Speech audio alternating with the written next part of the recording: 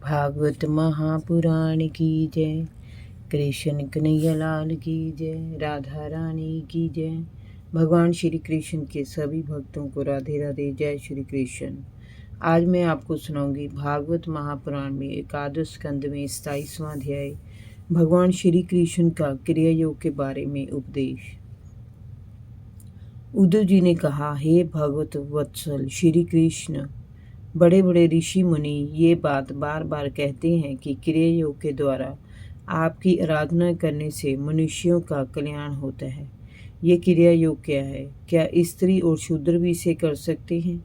कृपया कर्म बंधनों से मुक्त करने वाली इस विधि को मुझे बताइए। भगवान श्री कृष्ण ने कहा, उद्धव जी, कर्म कांड इतना विशाल है कि इसकी कोई सीमा नहीं है। फिर भी संक्षेप में मैं इसका वर्णन करता हूँ। मेरी पूजा की 3 विधियाँ हैं, वैदिक, तांत्रिक और मिश्रित। इन तीनों में से भक्त को जो अपने अनुकूल लगे उसी विधि से मेरी पूजा करे। सर्वप्रथम दैनंदिन कार्यों से निपटकर और स्नानादि से शरीर को शुद्ध करके नित्य वैदिक और तांत्रिक रीति से मंत्रों का जाप करके मेरी पूजा करे।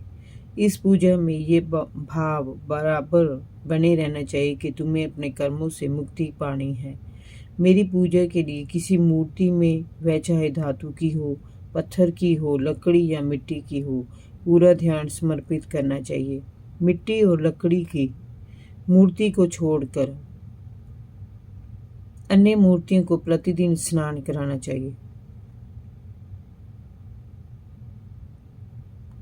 और उसके वस्त्र आदि बदलने चाहिए। जब कोई भक्त हार्दिक श्रद्धा से और निष्काम भाव से मेरी पूजा करता है, तब मैं उसे प्रेम से स्वीकार करता हूँ। यदि कोई भक्त मुझे बहुत सी सामग्री अर्पित करे और उसके हृदय में पूर्ण निष्काम भाव ना हो, तो मैं उसे स्वीकार नहीं करता। श्रद्धापूर्वक मात्र जल अर्पण करने से ही मैं प्रसन्न हो जाता हूँ। उपासक को पूजा के लिए आसन बिछाकर पूर्व या उत्तर की ओर मुंह करके बैठना चाहिए। मूर्ति को अपने सामने रखें। फिर पुष्प, दीप, नैवेद्य और गंध आदि से मेरी पूजा करें।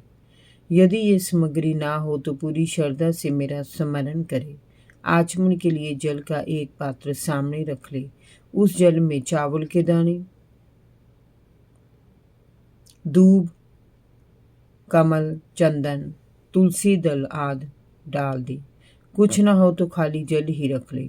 जल के छींटे हृदय पर, सिर पर और वायुमंडल में डाले और गायत्री मंत्र का जाप करता रहे।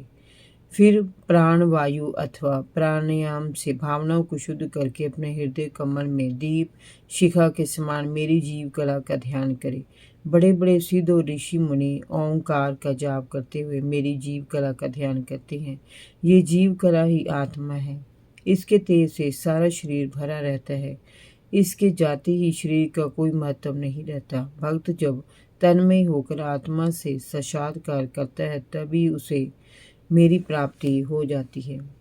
उद्धव जी, मेरे आसन में धर्म आदि गुणों और विमल शक्तियों का वास है। आसन के चारों कोनों में धर्म, ज्ञान, वैराग्य और ऐश्वर्य के चार पाए हैं। अधर्म, अज्ञान, अवैराग्य और अनीश्वर्य ये चारों दिशाओं के डंडे हैं।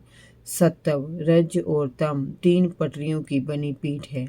उस पर विमला, उत्कर्षणी, ज्ञाना, क्रिया, योगा, प्रहवी, सत्या, ईशना और अनुग्रह ये 9 शक्तियां हैं। उस आसन पर एक अष्टदल कमल है। उसकी कर्णिका अत्यंत प्रकाशमान है। पीली केसर की छटा निराली है। मेरे आसन के संबंध में ऐसी भावना करके पाद आचमनीय और अधर्य आज से मेरी उपासना करें। उसके बाद वैदिक और तांत्रिक मंत्रों से मेरी पूजा करें। सुदर्शन चक्र, 5 जन्य शंख, कौमोदी, गदा, खड्ग, बाण, धनुष, हल, मूसल, इन 8 आयुओं की पूजा 8 दिशाओं में करें। कौस्तुभ, भमनी, वजंती माला और श्रीवत्स चिन्ह के वक्ष सतल पर यथास्थान धारणा करके पूजा करे। नंद, सुनंद, प्रचंड, चंड, महाबल, बल, कुमुद और कुमुदेक्ष नामक इन 8 पार्षदों की 8 दिशाओं में गरुड़ की सामने, दुर्गा, गणेश, व्यास और विश्वक्सेन की चारों कोनों में स्थापना करके मेरी पूजा करे। बाईं ओर गुरु की और यथाक्रम पूर्व दिशाओं में इंद्रादि 8 लोकपालों की स्थापना करके जल को छिड़कर अर्घ्यदान आदि कर्म से उनकी पूजा करनी चाहिए। प्रिय उद्धव, यदि समर्थ्य हो तो प्रतिदिन चंदन, खस, कपूर, केसर, अर्घजा आदि सुगंधित वस्तुओं द्वारा सुवासित जल से मुझे स्नान कराए और मेरा ध्यान करता रहे। फिर वस्त्र, यज्ञोपवीत, आभूषण, पत्र, माला, गंध, चंदन आदि से प्रेम पूर्वक मेरा श्रृंगार करे। फिर उपासक श्रद्धा के साथ मुझे पाद, आचमन, पद, चंदन, पुष्प, अक्षत, धूप, दीप आदि सामग्रियां समर्पित करे। यदि हो सके तो गुड़, खीर, घृत, पूड़ी, पुए, लड्डू, हलवा, दही और दाल आदि विविध व्यंजनों का भोग लगाए। फिर मेरी लीलाओं का भाव विभोर होकर भजन गाए। हवन आदि से भी मेरी पूजा की जा सकती है। यदि कुछ भी ना हो तो हृदय में पूर्ण श्रद्धा से मेरा ध्यान करते हुए पूजा करें। उद्धव, मैं तो भक्तों का दास हूँ। मेरी पूजा के लिए किसी क्रिया योग की आवश्यकता नहीं है। भक्ति योग के सन्मुख समस्त विधि विधान व्यर्थ हैं। भगत को सदैव मेरी मूर्ति को अपने हृदय में स्थापित करना चाहिए। मेरी मूर्ति तपाई हुई सोने के समान दमकती रहती है। मेरे रोम रोम से शांति की वर्षा होती रहती है। मेरी लंबी और विशाल 4 भुजाएं शोभायमान हैं। उनमें शंख, चक्र, गदा, पद विराजमान है। कमल के केसर के समान पीताम्बर मेरे शरीर पर फहराता रहता है। सिर पर मोर मुकुट, कलाइयों में कंगन, कमर में करधनी और बाहों में बाजूबंद झिलमिलाते रहते हैं। वक्ष स्थल पर श्रीवत्स का चिन्ह है। गले में कौस्तुभ मणि शोभायमान है।